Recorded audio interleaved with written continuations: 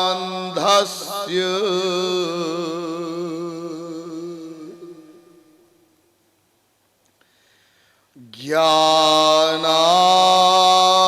ज्ञानांजन शलाकया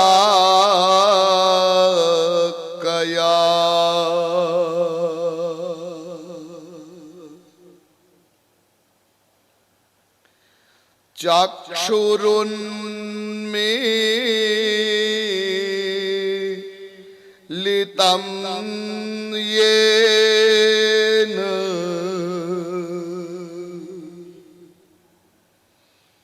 तस्मै श्री गुरवे नमः।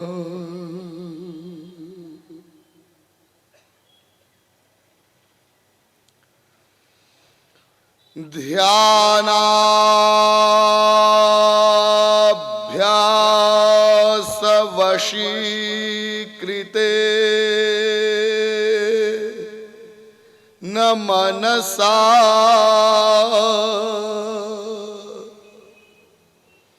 तन्निर्गुणं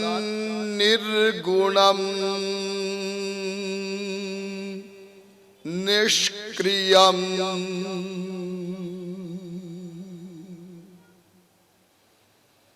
ज्योतिः किंचन योगिनो यदि परम पश्यन्ति पश्यन्तु ते अस्माकं तु तदेव लोचन चमत्काराय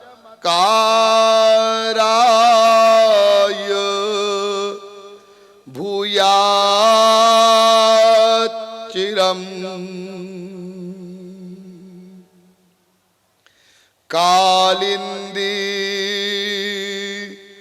पुलिनेषु यत्किमपि तन् नीलं महो धावति। नमः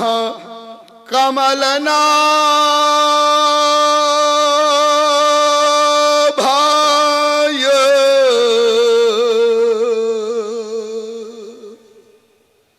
नमः कमलमालिने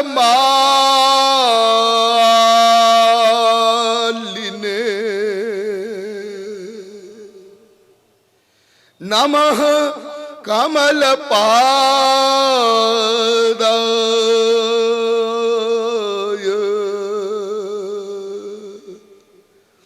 नमस्ते कमलेक्षण।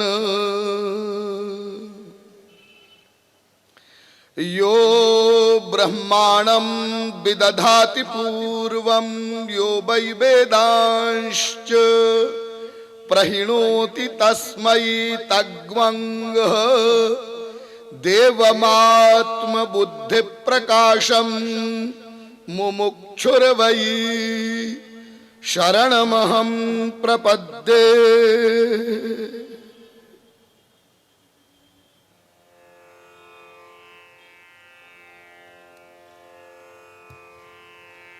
आनंद कंद सच्चिदानंद राधा गोविंद पादारविंद पराग प्रमत्त महानुभाव। दैनिक नियमानुसार आप लोग सर्वप्रथम थोड़ी देर हरि नाम संकीर्तन कर लीजिए। पश्चात कुछ शब्दों द्वारा आपकी सेवा का प्रयत्न होगा। नाम संकीर्तन में प्रतिदिन की भांति आप लोग उदार बनेंगे।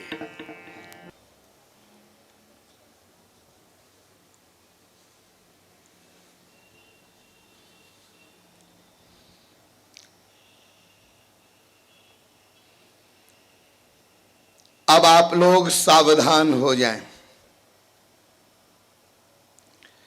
एतज् ज्ञेयं नित्यमेवात्म संस्थम नातः परम वेदितव्यम ही किंचित भोक्ता भोग्यम प्रेरितारंच मत्वा सर्वं प्रोक्तम त्रिविधम ब्रह्म में तत्। इस वेद मंत्र की व्याख्या में अब तक आप लोगों को बताया गया, विश्व का प्रत्येक जीव बिना किसी के सिखाए पढ़ाए प्रतिक्षण ज्ञानार्जन में भी व्यस्त रहता है, क्योंकि जीव का स्वभाव है सर्वज्ञ बनने का, क्योंकि वो सर्वज्ञ भगवान का अंश है। इसलिए अनादिकाल से प्रत्येक जीव प्रतिक्षण ज्ञानार्जन के लिए प्रयत्नशील रहा, किंतु हमारी अल्पज्ञता समाप्त नहीं हुई। अस्तु वेद ने ये बताया कि जिसको जानना है उसको तुमने नहीं जाना, और अज्ञान के द्वारा ही अज्ञान को समाप्त करने का प्रयास किया। यही कारण है कि अभी तक तुम्हारा अज्ञान समाप्त नहीं हुआ। अस्तु इस वेद मंत्र के अनुसार हमें यह समझना है कि तीन ही तत्व हैं, एक ईश्वर है, एक जीव है, एक माया है। इन तीनों तत्वों के अतिरिक्त चौथा कोई तत्व न था, न है, न होगा। बस इन तीन का परिज्ञान हो जाए तो फिर हमारी अल्पज्ञता समाप्त हो जाए। फिर वेद ने यह भी बताया कि तीन को भी जानने की आवश्यकता नहीं है। तमेव विदित्वाति मृत्युवेति नान्यः पंथा विद्यते यनाय। माया एवं जीव का जो अध्यक्ष है, शासक है, नियामक है, प्रकाशक है, धारक है, भर्ता है, सृष्टा है, पिता है, उस परम तत्व भगवान को जानकर ही कोई जीव माया से परे हो सकता है, अन्य कोई मार्ग नहीं है। अर्थात वेद का संकेत यह है कि भगवान को हमें जानना ही होगा। यह भी आपको बताया गया कि भगवान को जानना ये केवल मानव देह में ही संभव है। 84 लाख प्रकार के शरीरों में ये मनुष्य का शरीर ही ऐसा है जिसमें दो विशेषताएं हैं। एक ज्ञान की प्रधानता है, दूसरी पुरुषार्थ करने की योग्यता है। इसलिए केवल मनुष्य ही भगवान को जान सकता है, क्योंकि भगवान को जानने के लिए ये दोनों बातें परम आवश्यक है। और इसीलिए इस मानव शरीर का इतना बड़ा महत्व है कि स्वर्ग के देवी देवता लोग भी इस मानव शरीर के लिए याचना करते हैं। ये सुर दुर्लभ है, लेकिन साथ ही साथ क्षण भंगुर भी है, पता नहीं कब छिन जाए। इसलिए हमें जल्दी से जल्दी अपने परम चरम लक्ष्य को प्राप्त करने का प्रयत्न करना चाहिए। जब ये बताया गया तो फिर एक प्रश्न आया कि हम भगवान को क्यों जाने, हम भगवान को क्यों पाएं, इसकी जरूरत ही क्या है। विस्तार से इस प्रश्न का उत्तर आपको दिया गया और फिर यह बताया गया, अरे भगवान को तो तुम चाहते ही हो, भगवान के अतिरिक्त तो तुम और कुछ चाहते ही नहीं हो। क्या मतलब? तुम क्या चाहते हो? सुख, आनंद। अरे केवल तुम ही नहीं, विश्व का प्रत्येक जीव बिना किसी के सिखाए पढ़ाए प्रत्येक क्रिया के द्वारा प्रतिक्षण आनंद को ही चाहता है, सुख को ही चाहता है। जगदानंद, विषयानंद, रसगुल्लानंद नहीं, अनंत मात्रा वाला आनंद चाहता है। क्यों? क्योंकि प्रत्येक जीव आनंद स्वरूप ईश्वर का अंश है और अंश अंशी को ही चाहता है, अंशी से ही प्यार करता है। ये नेचुरल नियम है। हम परमात्मा के अंश हैं, इसलिए परमात्मा को चाहते हैं, अर्थात आनंद को चाहते हैं। और इसलिए जब तक ईश्वर प्राप्ति नहीं होगी तब तक आनंद प्राप्ति नहीं होगी। अकाट्य सिद्धांत है। तो फिर हम लोगों ने ईश्वर को जानने का प्रयत्न किया, फिर वेदों में गए तो वेदों ने कहा यदि तुम भगवान को जानना चाहते हो तो सबसे पहले तुम ये समझ लो भगवान तुम्हारी इंद्रिय मन बुद्धि से परे का तत्व है। इसलिए तुम अपने बौद्धिक बल से अथवा साधना के बल से तो भगवान को कभी नहीं जान सकते हो, लेकिन तुम भगवान को जान सकते हो बशर्ते कि भगवान अपनी व्यक्तिगत दिव्य इंद्रियां, दिव्य मन, दिव्य बुद्धि तुमको दे दे। फिर प्रश्न आया कि भगवान की दिव्य इंद्रियां, मन, बुद्धि अर्थात दिव्य शक्ति कैसे मिलेगी? उत्तर मिला कि वो केवल भगवान की कृपा से मिलेगी। फिर प्रश्न आ गया कि भगवान की कृपा कैसे होगी? तो इसका उत्तर भी हमको मिल गया कि पहले शरणागत होना होगा। तो शरणागति माने क्या होता है? प्रत्येक कर्म के कर्ता मन को भगवान के शरणागत करना है, इसी का नाम शरणागति है। तो मन भगवान के शरणागत क्यों नहीं हो रहा है? अनंत संतों ने हमको समझाया है, हम समझ रहे हैं, फिर भी मन संसार के शरणागत क्यों है?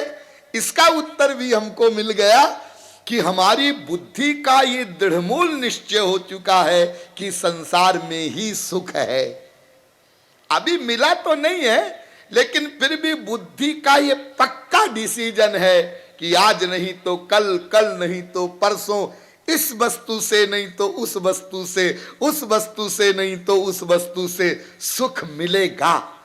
बस ये जो हमारी बुद्धि का गलत डिसीजन है, इसी के कारण से मन संसार के शरणागत है और संसार में ही सुख ढूंढ रहा है।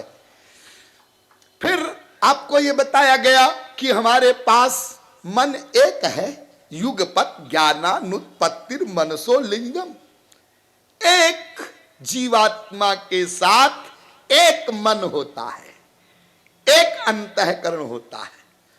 यदि हमारे पास दो मन भी होते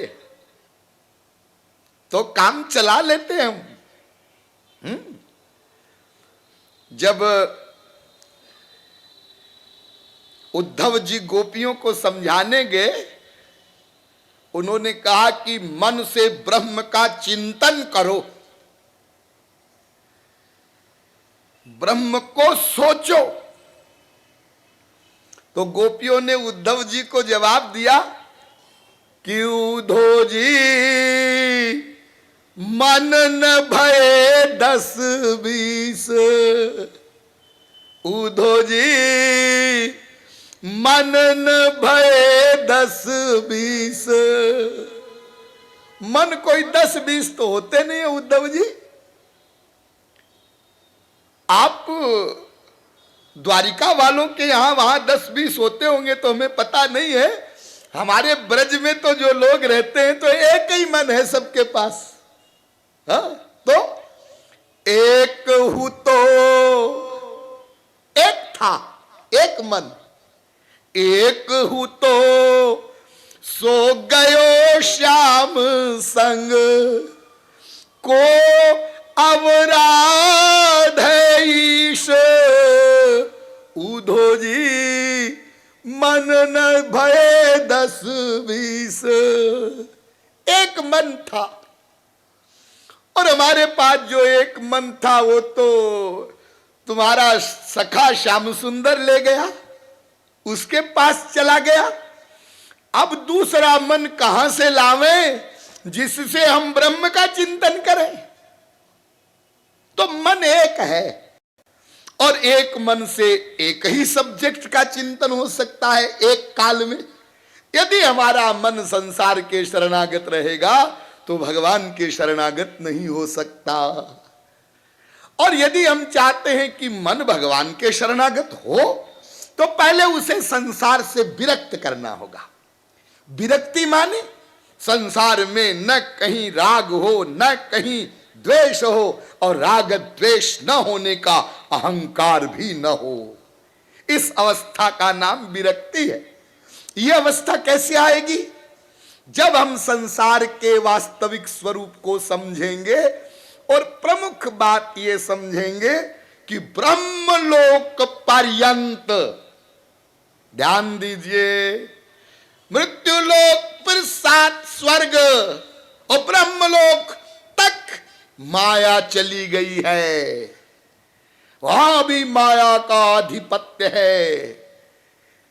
इसलिए ब्रह्मलोक तक किसी भी वस्तु में सुख का या दुख का लवलेश भी नहीं है।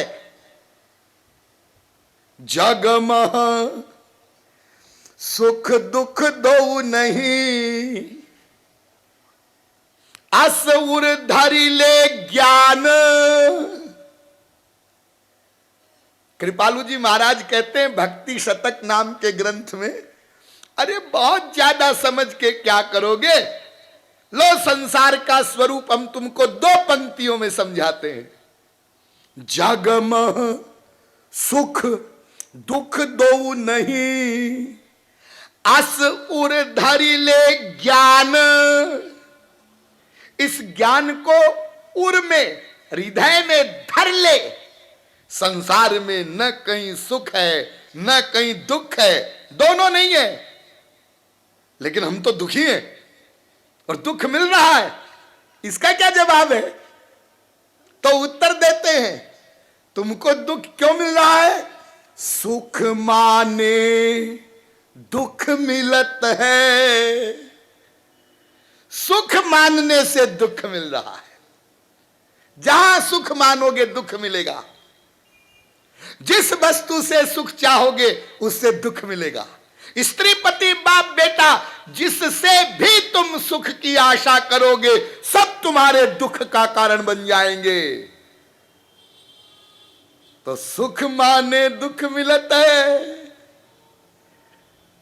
और सुख न जगत महमान।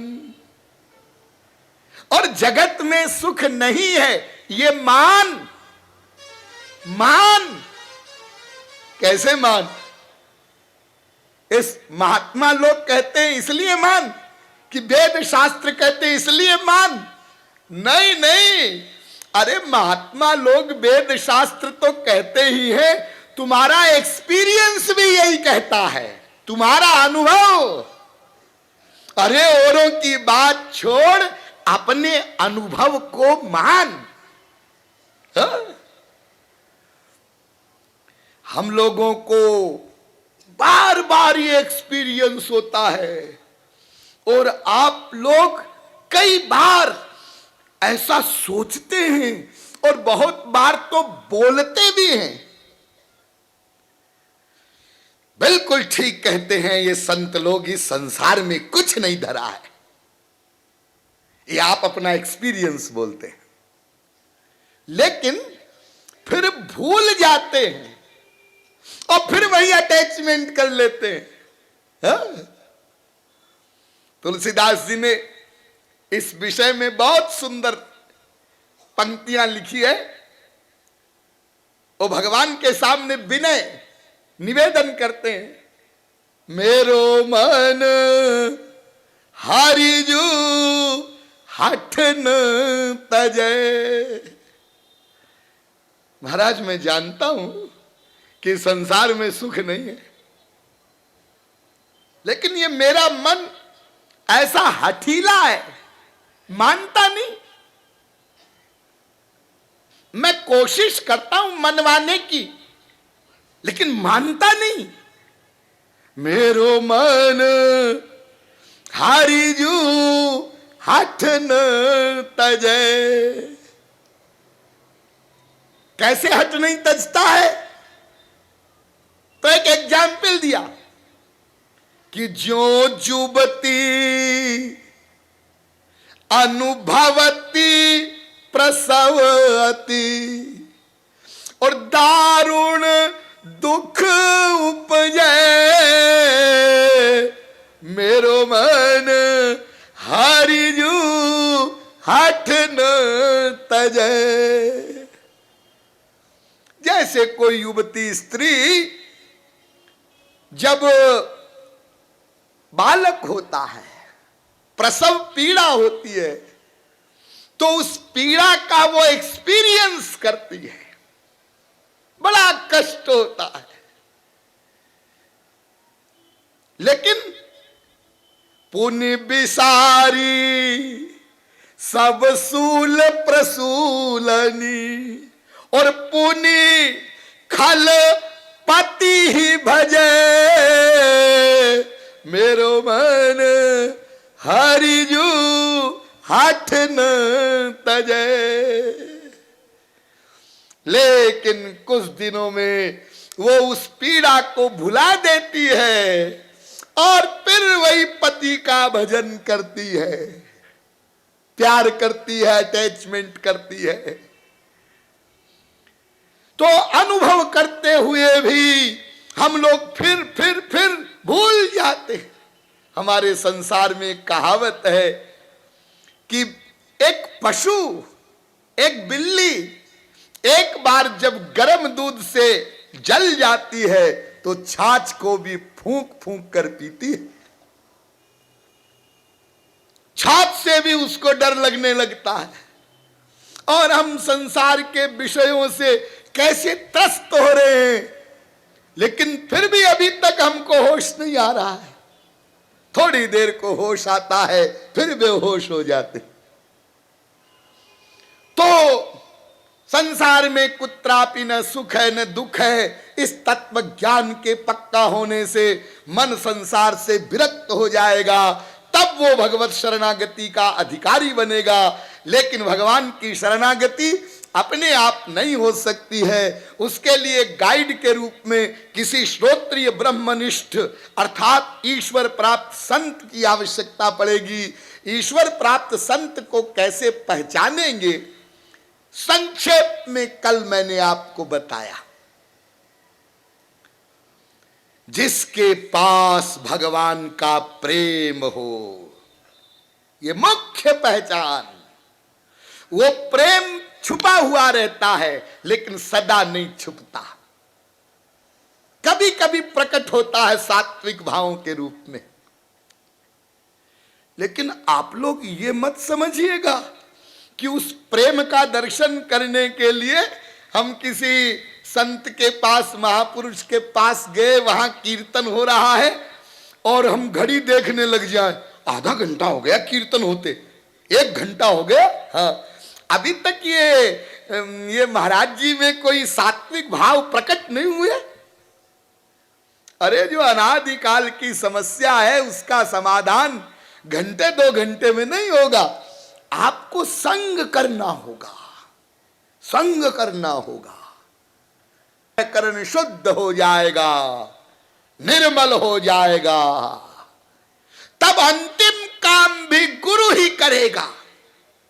अंतिम काम, अंतिम काम क्या होता है? भगवत प्राप्ति करवाना। देखिए ये भगवत प्राप्ति कैसी चीज है और ये कैसे महापुरुष के द्वारा होती है, इसको आप लोग एक एग्जाम्पल से समझो। आप लोग अपने घरों में लाइट की फिटिंग कराते हैं ना, बिजली की फिटिंग। हाँ, तार लग गए, हाँ, स्विच लग गए, हाँ, बल्ब लग गए, ट्यूबलाइट, पंखे सब लग गए, हाँ लग गए। पंखा चला ना, बल्ब जला ना। अरे तो फिर ये क्या नाटक कर रखा है? नहीं साहब, ये नाटक नहीं है। हमने पावर हाउस में एप्लीकेशन दिया है, मंजूरी आ गई है और बस 10 तारीख को कनेक्शन होगा। फिर क्या हुआ? फिर 10 तारीख को पावर हाउस से मैकेनिक आया। हाँ, उस मैकेनिक ने आकर के घर वाले तार को पावर हाउस वाले तार से जोड़ दिया। हाँ, जोड़ दिया तो क्या हुआ, बस सब काम हो गया। तार को पावर हाउस वाले तार से जोड़ा, पंखे भी चलने लग गए, बल्ब भी जलने लग गए, टीवी भी चला, फ्रिज भी चला। हाँ हाँ, लेकिन एक बात बताइए, पावर हाउस से मैकेनिक आवे और आपने अपने घर में फिटिंग ही नहीं करवाया है और आप मैकेनिक से कहें मेरे घर में बिजली दे दो, तो मैकेनिक कहता तुम्हारी खोपड़ी में बिजली दे दे। कहां दे दे? अरे बिजली तो तब दे सकते हैं जब तुम्हारे घर में फिटिंग हो, बिना फिटिंग के बिजली कैसे दे दे? हाँ, और फिटिंग हम बहुत बढ़िया करवा लें, लेकिन पावर हाउस से मैकेनिक ना आवे और घर वाले तार को पावर हाउस वाले तार से न जोड़े तो वो तुम्हारी फिटिंग भी जीरो है। करोड़ों वाट के बल्ब लगा लो, कोई काम के नहीं। क्या मतलब? मतलब दोनों चीजें होनी चाहिए। आपके घर में बिजली के लिए फिटिंग भी ठीक ठीक हो और पावर हाउस वाला मैकेनिक आकर के घर के तार को पावर हाउस वाले तार से कनेक्ट भी करे, दोनों बातें मिल जाए तब बिजली का लाभ मिले। हाँ, ठीक इसी प्रकार से वास्तविक महापुरुष की गाइडेंस में चल करके साधना करते करते जब आपका अंतःकरण निर्मल हो जाता है, शुद्ध हो जाता है, तब गुरु रूपी मैकेनिक, ध्यान दीजिए, अंतःकरण की शुद्धि हो जाने पर गुरु रूपी मैकेनिक सुप्रीम पावर से तुम्हारा कनेक्शन जोड़ता है।